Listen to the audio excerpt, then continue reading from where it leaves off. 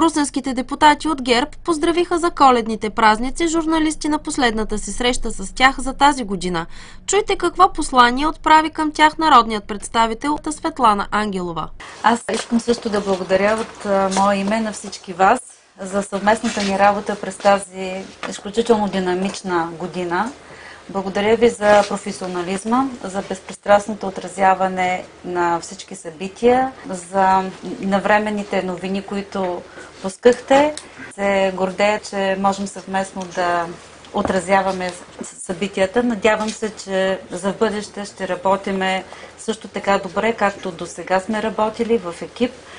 Искам да пожелая на всички вас, на вашите близки, приятели, преди всичко здраве. То е изключително важно, за да може всеки от нас да реализира поне по една мечта през 2014 година, да бъдем по-добри и 2014 година да бъде по-успешна и по-добра за всички нас.